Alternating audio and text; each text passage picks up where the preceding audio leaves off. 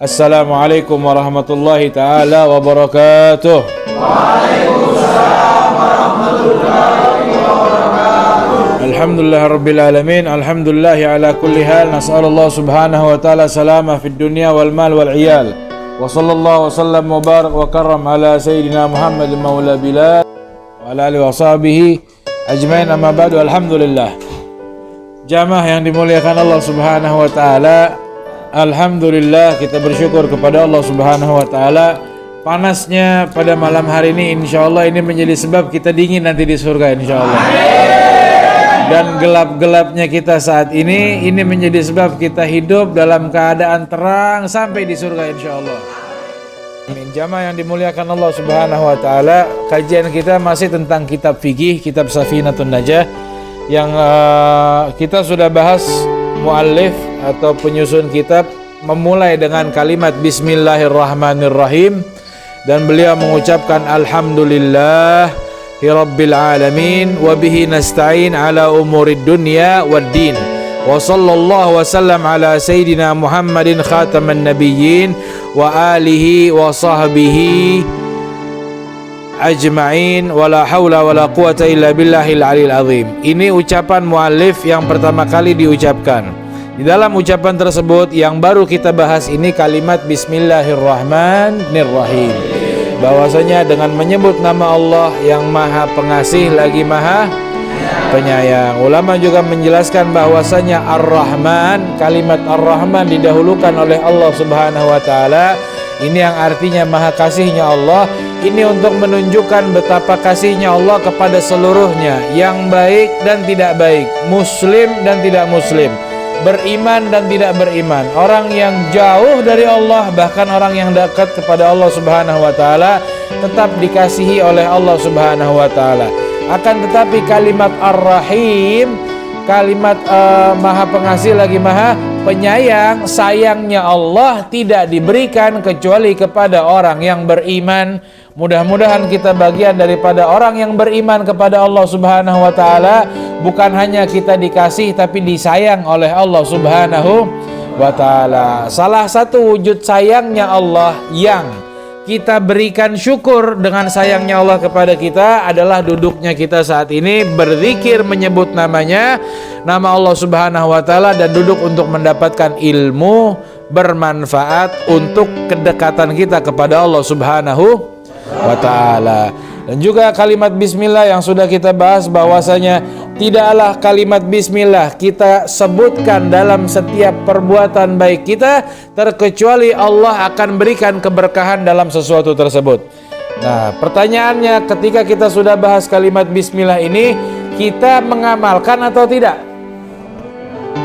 Karena ilmu yang kita dapat itu pahala yang sangat luar biasa.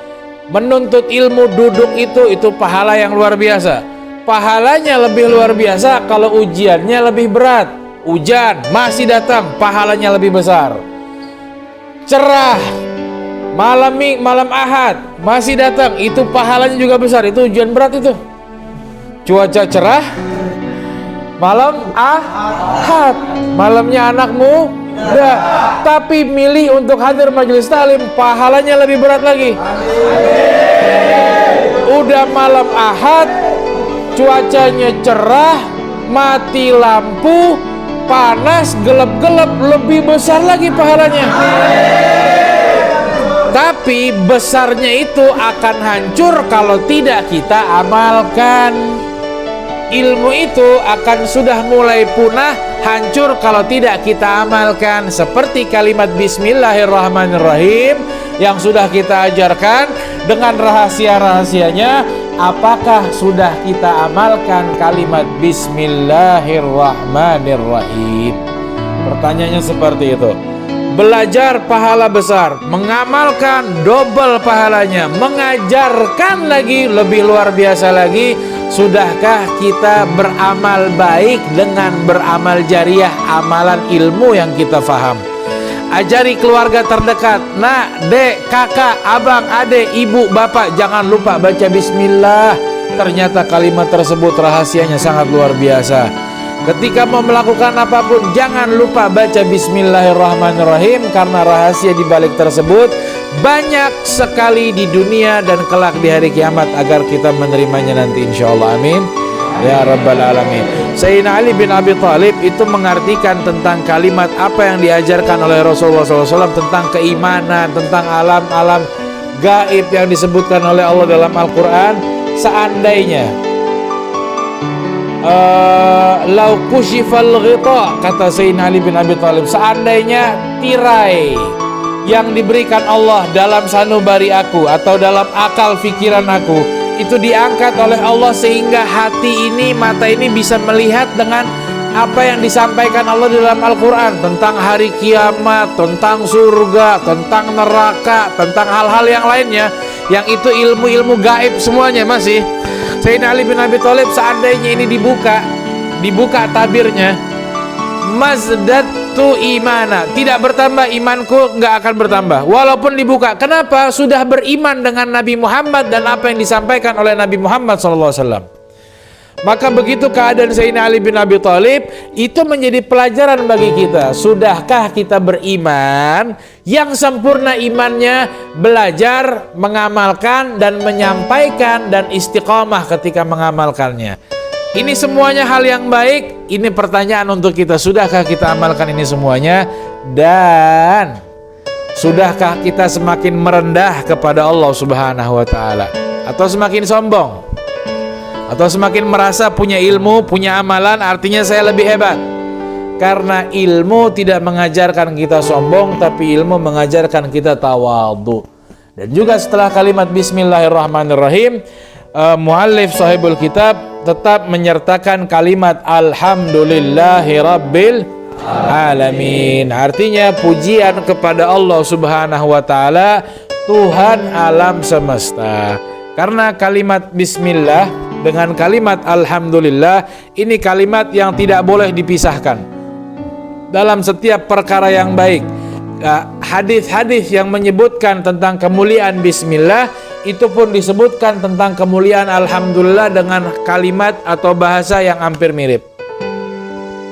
Bahkan keutamaan Alhamdulillah para ulama sepakat lebih kuat hadisnya dibanding tentang fadilah Bismillahirrahmanirrahim.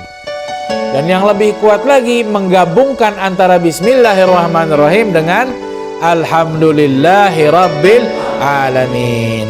Maka seorang ulama atau seorang Islam sekalipun, Islam yang rendah sekali keislamannya, yang imannya masih turun naik, itu tidak akan memisahkan dua kalimat tersebut, Bismillahirrahmanirrahim dan Alhamdulillahi Rabbil Alamin. Karena sesungguhnya kalimat yang kita ucapkan Alhamdulillah itu as-sana bil lisan, memuji atau bersyukur, memuji dengan lisan kita kepada Allah Subhanahu wa ta'ala. Dan kalimat tersebut ternyata memiliki rahasia menambah iman kita yang ada di dalam hati. Banyak mengucapkan dengan lisan kita, Allah yang akan mengatur bagaimana keadaan hati kita. Itu keadaan yang luar biasa dari kalimat Alhamdulillahi Rabbil Alamin. Berapa banyak sih kita sudah baca hari ini kalimat Alhamdulillahi Rabbil Alamin? Berapa banyak kita baca juga sebelumnya kalimat Bismillahirrahmanirrahim? Tanpa kita hitung, Allah mudahkan kita untuk menyebut nama Allah dan menjadikan diri kita semakin baik di hadapan Allah Subhanahu wa ta'ala. Masya Allah, sallallahu alaihi Muhammad.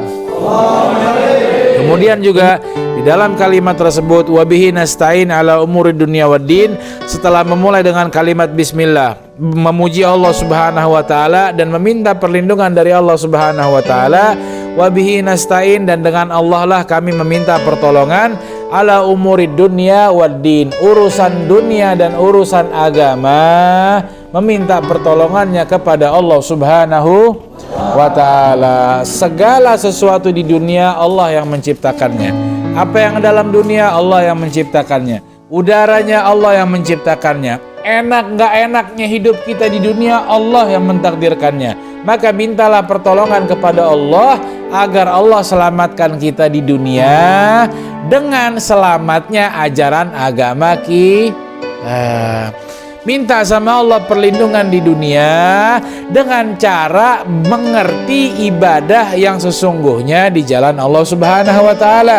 Karena itu kita belajar. Karena itu kita harus mengerti bagaimana belajar agama yang baik, bagaimana menuntut ilmu yang baik. Kemudian Sahibul Mu'allif juga menyertakan wa sallallahu wasallam ala sayyidina Muhammadin khataman nabiyyin, dan juga salawat dan salam kepada Nabi Muhammad sallallahu alaihi wasallam sebagai penutupnya para nabi. Penutupnya para nabi, maksudnya tidak ada nabi yang datang setelah Nabi Muhammad sallallahu alaihi wasallam. Apa pengertian nabi? Apa sih artinya nabi? Nabi itu laki-laki yang bebas, yang merdeka, bukan budak. Kemudian salimun tabaan, panca indranya, tubuhnya itu sehat, bukan yang cacat, bukan yang beda panjang sebelah, tidak, sempurna keadaannya.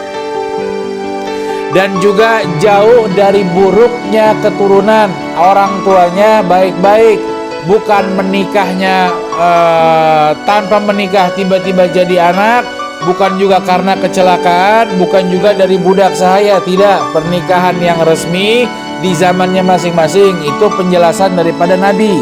Nabi yang mendapatkan wahyu, tapi tidak untuk menyampaikan wahyu kepada manusia. Beda halnya dengan Rasul. Kalau Rasul itu mendapatkan wahyu dari Allah dan wajib menyampaikannya kepada manusia. Setiap Rasul itu pasti Nabi, tapi tidak setiap Nabi itu Rasul. Ada Nabi yang tidak diutuskan oleh Allah untuk menyampaikan wahyu, tapi menyampaikan kepada manusia wahyunya, tapi beliau mendapatkan wahyu dari Allah Subhanahu wa ta'ala. Salah satunya contoh la ilaha illallah, Nabi Allah Khidir itu bukan Rasul. Itu Nabi yang diutus oleh Allah tapi tidak disampaikan untuk menyampaikan kepada manusia. Kemudian juga ada yang mirip dengan Nabi tapi bukan Nabi. Sayyidina Luqman Al-Hakim. Luqman yang sampai di dalam Al-Quran ada surat Luqman. Beliau bukan Nabi tapi belajar dengan 70 Nabi. Mengambil ilmu dengan 70 Nabi, dan hidupnya pun, kesehariannya pun banyak memberikan manfaat. Bahkan Allah mengajarkan dengan turunnya surat Luqman.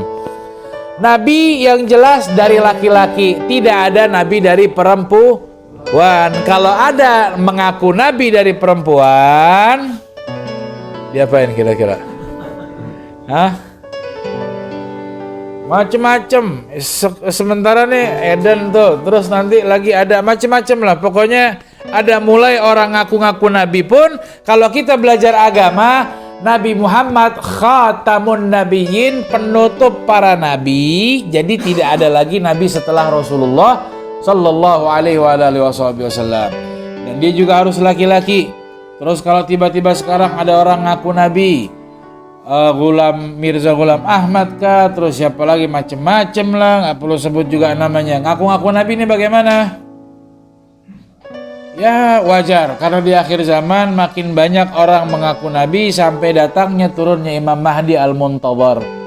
Kita jangan kaget, jangan juga beriman, jangan juga heboh ikut-ikutan ngomongin, apalagi sampai like, subscribe channel YouTube-nya.